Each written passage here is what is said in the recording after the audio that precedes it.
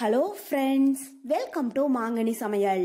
இன்னைக்கு நம்ம மாங்கனி சமையல்ல ஒரு கப் நிலக்கடலையை வச்சா டீ போடுற டைம்ல டக்குன்னு செய்யக்கூடிய மசாலா கடலை எப்படி பண்றதுன்னு பார்க்கலாம். இது பண்றதுக்கு கரெக்டா நமக்கு 10 நிமிஷம் போலதாங்க ஆகும். நல்லா மொறுமொறுன்னு கிறிஸ்பியா ரொம்பவே நல்லா இருக்கும். குட்டீஸ் எல்லாம் விரும்பி சாப்பிடுவாங்க. சரி வாங்க இப்ப மசாலா கடலை எப்படி பண்றதுன்னு பார்க்கலாம். மசாலா கடலை பண்றதுக்கு ஒரு கப் அளவுக்கு நிலக்கடலை எடுத்திருக்கேங்க. இது வறுக்காத காஞ்ச நிலக்கடலை. இந்த கடலை பண்றதுக்கு வறுத்த நிலக்கடலை எடுக்காதீங்க. வறுக்காத நிலக்கடலை எடுத்தீங்கன்னா தான் நம்ம எண்ணெயில போட்டு பொரிக்கிற போது அது கருகிடாம நல்லா மொறுமொறுன்னு கிறிஸ்பியா வரும். அதே வறுத்த நிலக்கடலையா இருந்துச்சுன்னா அது ஏற்கனவே வறுத்து இருக்கிறதுனால திரும்பவும் எண்ணெயில போட்டு வறுக்கிற போது அது கருகி போயிடுங்க. அதனால வறுக்காத நிலக்கடலையை நல்லா காஞ்சது ஒரு கப் அளவுக்கு எடுத்து வச்சிருக்கேன். இப்ப அது ஒரு மிக்சிங் பவுலுக்கு மாத்திரலாம். இது பாத்தீங்கன்னா 250 கிராம் அளவு இருக்கு. இப்ப இது கூட நம்ம மசாலா பொருள் சேர்த்தரலாம். காரத்துக்கு 1 டேபிள் ஸ்பூன் மிளகாய் தூள். நான் 1 டேபிள் ஸ்பூன் மிளகாய் தூள் எடுத்திருக்கேன். நீங்க உங்க காரத்துக்கு தகுந்த அளவுக்கு சேர்த்துக்கோங்க. கூடவே 1/4 டீஸ்பூன் மஞ்சள் தூள், அப்புறம் 2 ஸ்பிஞ்ச் அளவுக்கு பெருங்காயத்தூள். பெருங்காயத்தூள் அதிகமா சேர்க்காதீங்க, 2 ஸ்பிஞ்ச் அளவுக்கு சேர்த்தீங்கன்னா போதும். கூடவே 1 ஸ்பிஞ்ச் அளவுக்கு ஃபுட் கலர் சேர்க்கறேங்க. இது சும்மா ஒரு கலர்ஃபுல்காக தான், நீங்க விருப்பப்பட்டா சேர்த்துக்கோங்க, இது இல்லைனாலும் பரவாயில்லை. அப்புறம் இது கூடவே 4 டேபிள் ஸ்பூன் அளவுக்கு கடலை மாவு. இது பாத்தீங்கன்னா 1/4 கப் அளவுக்கு இருக்கு. கூடவே 2 டேபிள் ஸ்பூன் அரிசி மாவு. 4 டேபிள் ஸ்பூன் கடலை மாவு எடுத்தீங்கன்னா அதுக்கு 2 டேபிள் ஸ்பூன் அளவுக்கு மட்டும் அரிசி மாவு சேர்த்துக்கோங்க. அப்பதான் மசாலா கடலை நல்லா மொறுமொறுன்னு கிறிஸ்பியா இருக்கும். அரிசி மாவு இருந்துச்சுன்னா அது சேர்த்துக்கோங்க, இல்லைன்னா அதுக்கு பதில் 2 டேபிள் ஸ்பூன் அளவுக்கு மைதா கூட சேர்த்துக்கலாம். கடைசியா இதுக்கு தேவையான அளவு உப்பு. கூடவே கொஞ்சமா தண்ணி தெளிச்சு விட்டு நல்லா பிசைஞ்சு எடுத்துக்கலாம். தண்ணி சேர்க்கிற போது மட்டும் கவனமா இருங்க, அதிகமா சேர்த்திடக்கூடாது. லைட்டா இது மாதிரி தெளிச்சு விட்டு கலந்தீங்கன்னா போதும்.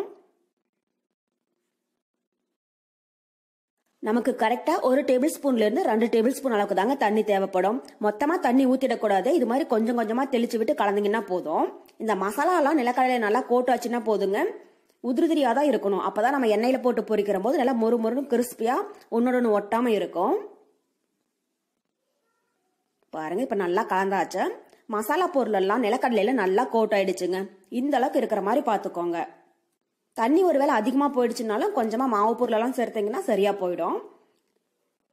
அவ்வளவுதாங்க. இது அடுத்தது நம்ம எண்ணெயில போட்டு பொரிச்சு எடுத்துக்கலாம். கடாயில எண்ணெய் நல்லா சூடாயிட்டு இருக்குங்க. எண்ணெய் ரொம்பவே சூடாயிருக்க கூடாது, மீடியம் ஹீட்ல இருக்கிற மாதிரி பாத்துக்கோங்க. அப்பதான் நம்ம கடலையை உள்ள சேர்த்து பொரிக்கிற போது அது கருகிடாம இருக்கும். அதே மாதிரி இந்த கடலையை பொரிக்கிறதுக்கு எண்ணெய் அதிகமா தேவைப்படாதுங்க. 200 ml அளவுக்கு இருந்துச்சுனாலே போதும், டக்குன்னு பொரிச்சு எடுத்துடலாம். இப்ப எண்ணெய் நல்லா சூடாயிடுச்சுங்க. இது கூட நம்ம கலந்து வச்சிருக்கிற நிலக்கடலையை உள்ள சேர்த்தரலாம். உள்ள சேர்க்கிற போது பார்த்து கவனமா சேர்த்துக்கோங்க. நம்ம உள்ள போடுற போது எண்ணெய் ஒரு சில டைம் தெரிச்சு கையில விழுக ஆரம்பிக்கும். நிலக்கடலை உள்ள சேர்த்ததும் உடனே கலந்து விட்டுறாதீங்க. 1 நிமிஷம் ஆனதுக்கு அப்புறமா இது மாதிரி கண்டினியூஸா கலந்து விட்டுட்டே இருங்க. இந்த மசாலா கடலை பண்றது ரொம்ப ரொம்ப ஈஸி தாங்க. வீட்டுல இருக்கக்கூடிய குறைந்த பொருட்களை வச்சு 10 நிமிஷத்துல டக்குன்னு செஞ்சு முடிச்சிடலாம். நம்ம கடைகளை வாங்காத விட வீட்டுல செஞ்சு கொடுத்தோம்னா குட்டீஸ்ல இருந்து பெரியவங்க வரைக்கும் எல்லாரும் விரும்பி சாப்பிடுவாங்க. இது மாதிரி நிறைய செஞ்சு ஒரு ஏர்டைட் கண்டெய்னர்ல ஸ்டோர் பண்ணி வச்சிட்டீங்கன்னா 1 மாசம் வரைக்கும் கெட்டு போகாதுங்க. அப்ப செஞ்ச மாதிரி நல்லா மொறுமொறுன்னு கிறிஸ்பியா இருக்கும். பாருங்க இப்ப கடலை எண்ணெயில நல்லா பொரிஞ்சு பபுள்ஸ் எல்லாம் ஒரு 90% அடங்க ஆரம்பிச்சிடுச்சுங்க. ரொம்ப நேரம் இருக்கக்கூடாது. ஜஸ்ட் ஒரு 3ல இருந்து 4 நிமிஷம் போலதான் நமக்கு பொரிக்கிறதுக்கு டைம் தேவைப்படும்.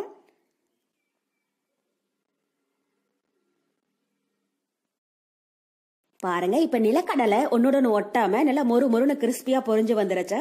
மசாலாவும் கொஞ்சம் கூட பிரியவே இல்லைங்க. இதை இப்ப தனியா ஒரு பிளேட்ல எடுத்து வச்சிடலாம். அடுத்தது இன்னொரு மெத்தேட்லயும் எண்ணெயில போட்டு பொரிச்சு எடுக்கலாங்க. நமக்கு நிலக்கடலைய கடகடன்னு எடுத்து எண்ணெயில போட முடியல, கையில எண்ணெய் தெரிக்கிற மாதிரி இருந்துச்சுன்னா அரிக்கரண்டியில நிலக்கடலையை எடுத்துட்டு ஒரு ஸ்பூன் வச்சு உள்ள சேர்த்துடுங்க. இது ரொம்பவே ஈஸியான மெத்தட். பிகினர்ஸ் கூட சுலபமா செஞ்சிடலாம். இந்த மெத்தட்ல நம்ம உள்ள சேர்க்கிற போது நமக்கு நிறைய நிலக்கடலை ஒட்டுக்க ஒரே டைம்ல பொரிச்சு எடுத்துடலாங்க. ரொம்பவே ஈஸியா இருக்கும்.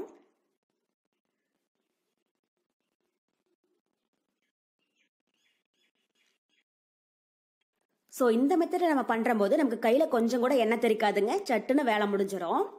இப்ப நிலக்கடலை உள்ள சேர்த்துட்டு 1 நிமிஷம் ஆனதுக்கு அப்புறம் லைட்டா இதை கலந்து விட்டுறலாம். ஸ்டவ் கடைசி வரைக்கும் மீடியம் ஹீட்ல தாங்க இருக்கணும். அப்பதான் நிலக்கடலை கருகிடாம நல்லா மொறுமொறுன்னு கிறிஸ்பியா பொரிஞ்சு வரும். ஹைல இருந்துச்சுன்னா மேல இருக்கிற மசாலா சீக்கிரமா கலர் மாறிடும். உள்ள நிலக்கடலை சரி வர பொரிஞ்சிருக்காது.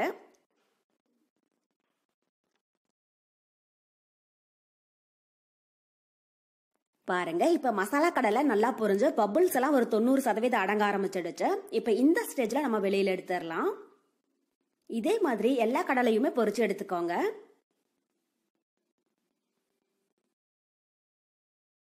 இப்ப மசாலா கடலை எல்லாத்தையுமே பொரிச்சு எடுத்தாச்சுங்க. அடுத்தது ஸ்டவ் ஆஃப் பண்ணிட்டு அதே எண்ணெயில கொஞ்சமா கருவேப்பிலையை பொரிச்சு மசாலா கடலையோட சேர்த்தரலாம். நம்ம இது மாதிரி கருவேப்பிலையை பொரிச்சு சேர்க்கிற போது அதனுடைய ஃபிளேவர் வந்து ரொம்பவே நல்லா இருக்கும். ஸ்டவ் ஆஃப் பண்ணிட்டு அதுக்கப்புறமா கருவேப்பிலையை பொரிச்சுக்கோங்க. அந்த எண்ணெயில இருக்கிற ஹீட்லயே கருவேப்பிலை வந்து நல்லா மொறுமொறுன்னு பொரிஞ்சிரும். பாருங்க இப்ப கருவேப்பிலை நல்லா பொரிஞ்சிடுச்சு. இதை நம்ம பொரிச்சு வச்சிருக்கிற மசாலா கடலையோட சேர்த்தரலாம்.